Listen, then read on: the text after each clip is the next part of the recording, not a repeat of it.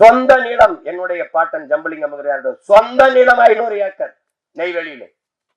இந்த நாட்டுக்காக 500 ஏக்கரை விட்டு கொடுத்த ஒருத்தன் என் தாத்தன் ஜம்புலிங்க முதலியார். அப்படி யாராவது உண்டா? 50,000 தாத்தா வழக்கறிஞர், அப்பா வழக்கறிஞர், அவர் வழக்கறிஞர். 50,000 அன்றைக்கு நீதிமன்றத்தில் நேர் நின்றால் சம்பளம் 50,000. பரம்பரை பிறக்கும் போது செல்வந்தனாக பிறந்த ஒரு மகன் இந்த நாட்டின் விடுதலைக்காக சொத்தமட்டையும் வித்து மக்களின் மானம் காக்க கப்பல் ஓட்டிய ஒரு தமிழன் எங்களுடைய பாட்டன். செக்கிழுத்து சத்தான் இந்த நாட்டின் விடுதலைக்காக. மாடு கூட இழுக்க திணறுகிற செக்கை இழுத்தவன் என்னுடைய பாட்டன் வ.உ. சிதம்பரனார். எப்படி இருக்கு? தொலைக்காட்சியில பேசும்போது வ.உ.சி, ம.பொ.சி, காமராஜர். ஆனால் ராமசாமி ஐயாவை சொல்லும் போது பெரியார் என்று சொல்ல வேண்டும், தந்தை பெரியார் என்று சொல்ல வேண்டும் என்கிறீர்கள். யாராவது ஒரு பெருந்தலைவர் காமராஜ், தெய்வ திருமகன் முத்துராமலிங்க தேவர், நேர்மையில் நேர்வடிவம் கக்கன், கப்பலோட்டிய தமிழன் வ.உ.சி, அப்படி யாராவது சொல்றது உண்டா? யாராவது நீங்க கேட்டது உண்டா?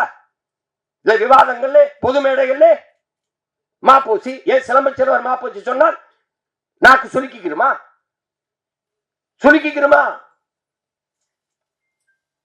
நான்காம் தமிழ்ச்சங்கம் தமிழ் வைத்தவன். கப்பல் ஓட்ட என் பாட்டனுக்கு 1 லட்சம் ரூபாய் அன்றைக்கு கொடையாக கொடுத்த கொடை வல்லன் என் பாட்டன் பாண்டித்துறை தேவனுக்கு. வல்லல் பாண்டித்துறை தேவனுக்கு சிலை எங்கே?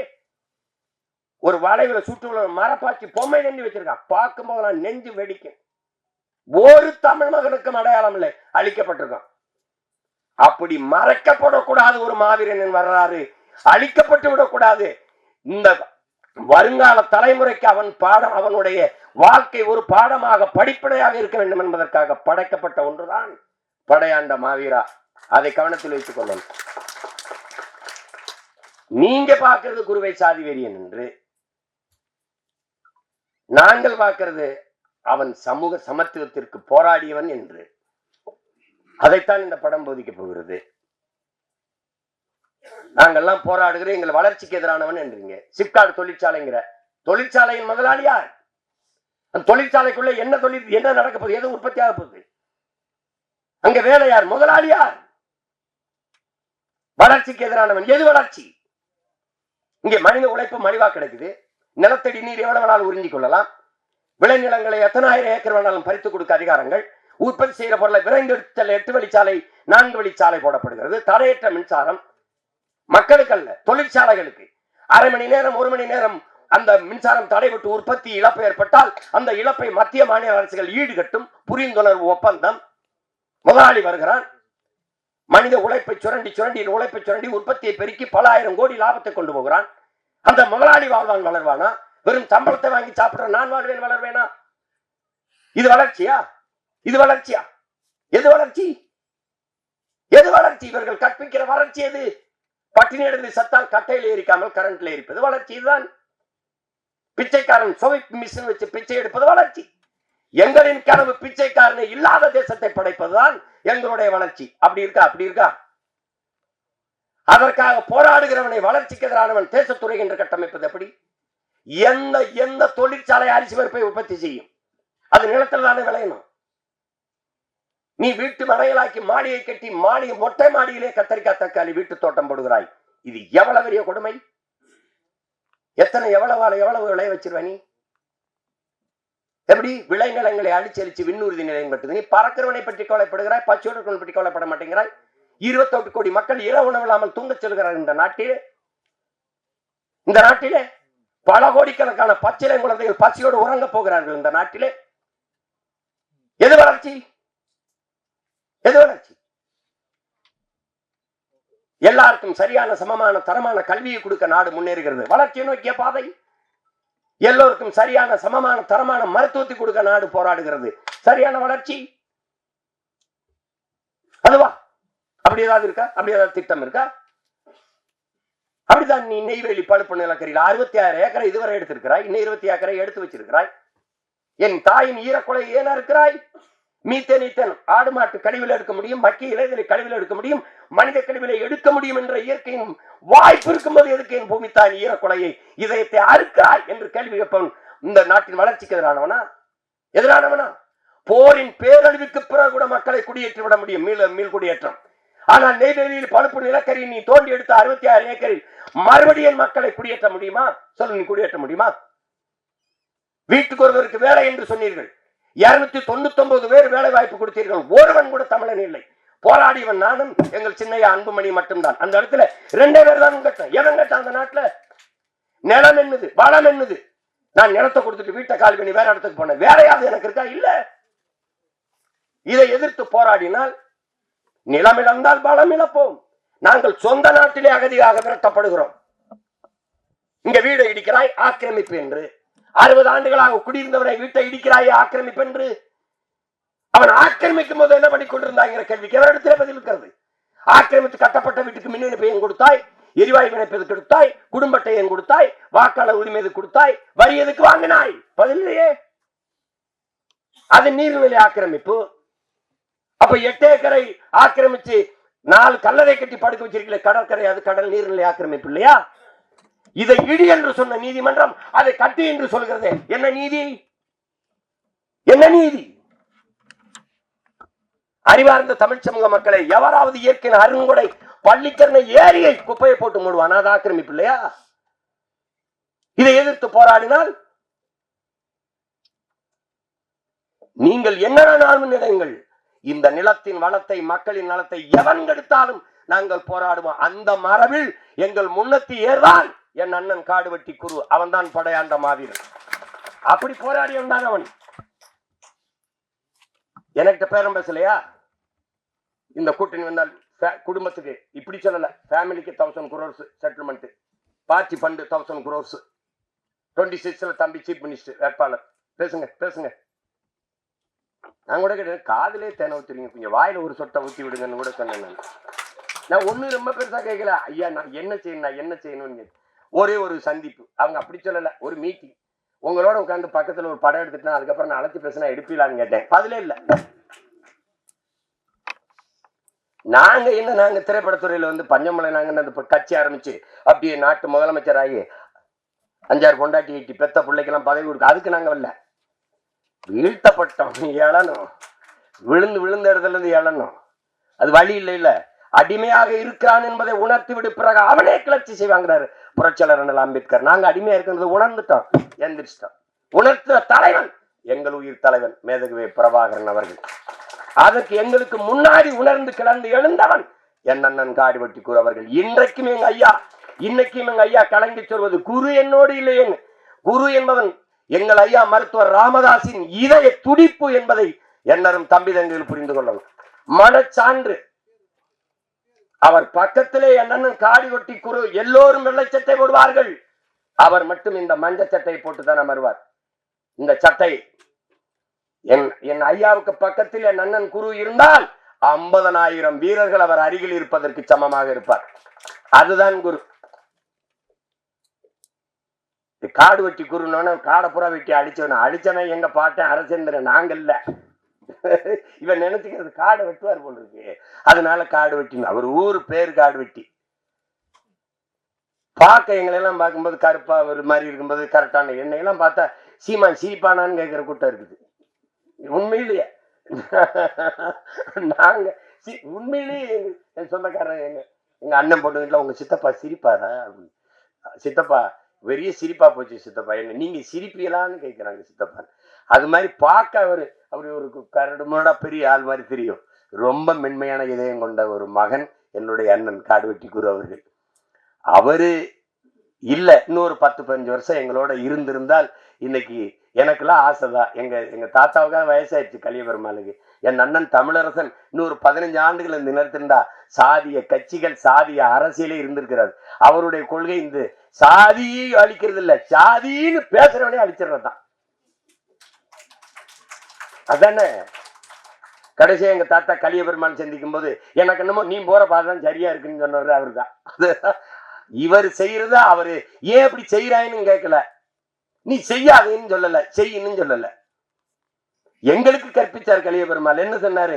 மக்களை அணிதிரட்டி அரசியல் படுத்தாமல் புரட்சியை உன்னால் முன்னெடுக்க முடியாதான்ட்டு.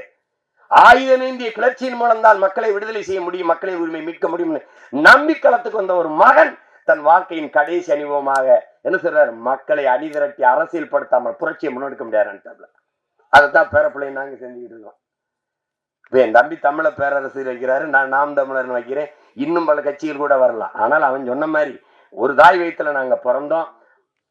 சின்ன பிள்ளையில இருக்கும்போது ஒரே வீட்டுல இருந்துட்டோம், படுத்துங்கிட்டோம். அப்புறம் தனித்தனி குடும்பங்கள் வந்து வாழ்வதற்கு தனித்தனியா வீடு கட்டி போயிட்டோம். ஆனால் என் அண்ணன் மகனுக்கு கல்யாணம், எங்க அப்பாவுக்கு உடம்பு முடியல, நாங்க ஒன்னா கூடுவோம். அப்படித்தான். அதுல என்னுடைய தம்பியின் படைப்பு மிகுந்த பாராட்டுக்குரிய இருக்கும். அவன் சாதாரணமா எதையும் தொட மாட்டான். தொட்டால் அதுல தீவிரமாக ஈடுபட்டு சிறந்த படைப்பா கொண்டு வர அளவுக்கு ஒரு சிற்பி போல செதுக்குவான். அதான் என் தம்பியினுடைய சிறப்பு. அதிலே எங்களுக்கு பெருமைக்குரிய என் மகன் தமிழ், அவன் அவரது மாமனிதர்லேயே அவன் நடிப்பு மிகச்சிறப்பா இருந்தது. நான் பாராட்டினேன். ஒவ்வொரு தடவை அழைச்சு பேசுவேன். இந்தியன் 2ல் அவன் நடிப்பு பாராட்டினேன். நன்றி பெரியப்பான்னு சொல்லிட்டு இருப்பான்.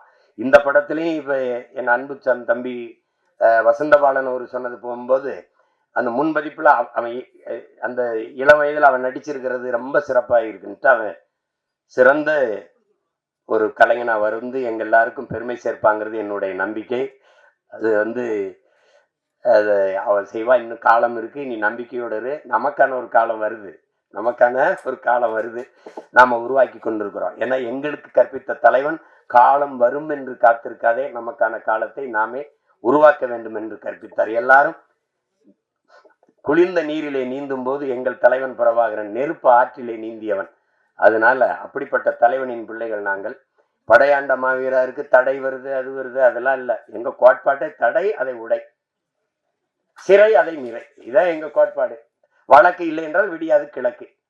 அப்படிதான். எனக்கு மட்டும் 260 வழக்கு இருக்குது. அதெல்லாம் ஒண்ணும் இல்ல. அது நான் கூட சொன்னேன், நாங்க அந்த நீதிமன்ற வாசல்ல அந்த கோழி குண்டை அடித்து பழகணும்ட்டு. அதுவும் சில நீதிபதிகளுக்கு திடீர்னு நம்ம மேல பாசம் வந்து பார்க்கணும், வந்து நேர்மைக்கு சொல்லிடுவாங்க. அப்ப காலையில சொல்லுவாங்க, காலையில இப்படி அப்படி போறது, அதிகாலையில உடனே போய் வர சொல்லு, எங்க ஒரு நாள் அவகாசம் கொடுங்க, நாளைக்கு வேற. இப்படிலாம் நடக்கும். இதுக்கெல்லாம் பார்க்க முடியுமா? உயிரையே கொடுத்த ஒரு இனத்துல நம்மை போராட்டம்ல ஒரு போராட்டம் இல்ல, ஒண்ணும் கிடையாது. அது என் தம்பி கௌதமனை எவ்வளவு பாராட்டினாலும் தகும். ஆனால் அவனுக்கே இந்த முதலீடை கொடுத்து எந்த சூழ்நிலையிலும் துணை நின்ற இந்த தயாரிப்பாளர்கள், என் அன்பு சொந்தங்கள் அனைவருக்கும் என்னுடைய அன்பும் வணக்கம். நீங்க நம்பிக்கையோட படம் மாபெரும் வெற்றி அடையும். இந்த படத்தை தயாரித்ததில் உங்களுக்கு ஒரு பெருமையும் நிமிர்வும் உங்களுக்கு கிடைக்கும். அதுல அது ஒண்ணும் இல்லை. நீங்க எங்க அண்ணன் குருவுக்கு கொடுத்த காணிக்கை வச்சிருங்க, அப்படி நினைச்சுக்கிறீங்க. என்னுடைய அன்பான வேண்டுகோள், இப்ப எங்க அண்ணன் வி சேகர் எல்லாம் சொன்னாங்க, மிகச்சிறந்த படைப்பு. ஏன்னா KS கோபாலகிருஷ்ணன் நம்ம ஐயாவுக்கு பிறகு குடும்பமா உட்கார்ந்து படம் பார்க்குற மாதிரி இன்னைக்கு எனக்கு வியப்பு. ஒரு மனிதன் எப்படி இப்படி திரைக்கதை வச்சு உரையாடல் எழுதுறாருன்னு KS கோபாலகிருஷ்ணன் ஐயா படத்தை பார்த்தா எனக்கு தோணும். அதுக்கப்புறம் எங்க அண்ணன் வி சேகர் அவர்கள் படத்தை பார்த்தாதான் ஒரு இயல்பான நடுத்தர வர்க்கத்தினுடைய வாழ்க்கையை எடுக்கிறதுக்கு இன்னைக்கு ஆள் இல்லை. ஐயா விஸ்வ அவர்கள் எடுத்தார்கள், அவர்கள் வேற வாழ்க்கை முறையை எடுத்து வந்தாங்க. அதுக்கு இணைய எங்க அண்ணன் எடுத்தாங்க. அதுல ஒன்னா இருக்க கத்துக்கணும்ல, அதை விடலாம் ஒரு முற்போக்கு புரட்சிகரமான கருத்துக்களை அதுல எங்க அண்ணன் கவுண்டமணி அண்ணனுடைய கதாபாத்திரம்லாம் ரொம்ப அருமையா இருக்கும். விரல் கத்த வீக்கம், ஒன்னா இருக்க கத்துக்கணும், இதெல்லாம் சிறந்த படைப்பு. இன்னும் பெரிய வருத்தம், அவங்க படைப்பை நிறுத்திட்டது. எங்க அண்ணன் சிவசக்தி பாண்டியன் எவ்வளவு சிறந்த படங்களை தயாரித்தார், புதிய இயக்குனருக்கு வாய்ப்பு கொடுத்தார்.